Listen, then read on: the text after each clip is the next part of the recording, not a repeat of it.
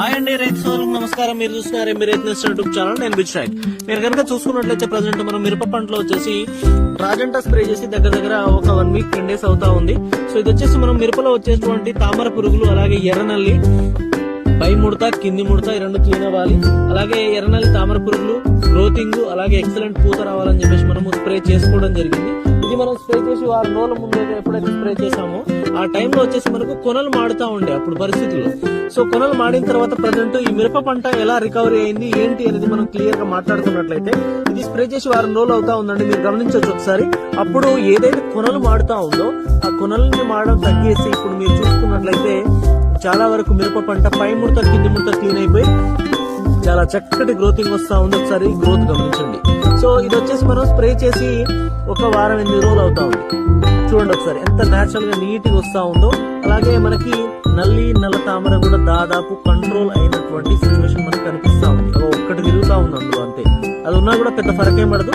So ఇది spray చేయకముందు పూతలు వచ్చేసి దగ్గర మనకి ఒక 10-15 వరకు ఉండే, ఇప్పుడు ఒకటి ఎర కనిపిస్తా ఉన్నాయి.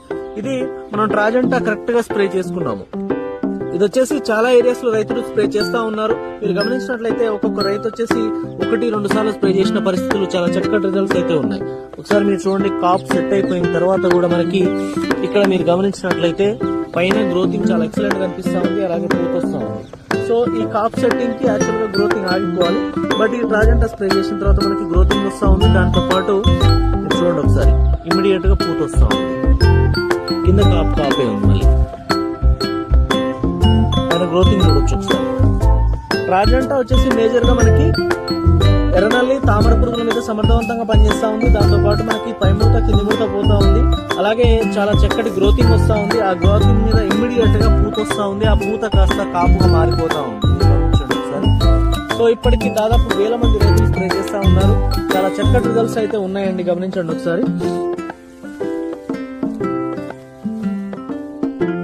సో ఇది ట్రాజెంటా ఖచ్చితంగా మిరప పంటలో వచ్చేటువంటి నల్లి నల్ల తామరకైతే ఎక్సలెంట్ పనిచేస్తా ఉంది. ఖచ్చితంగా ప్రతి రైతు మిత్రులు స్ప్రే చేసుకోవచ్చు. Thank you.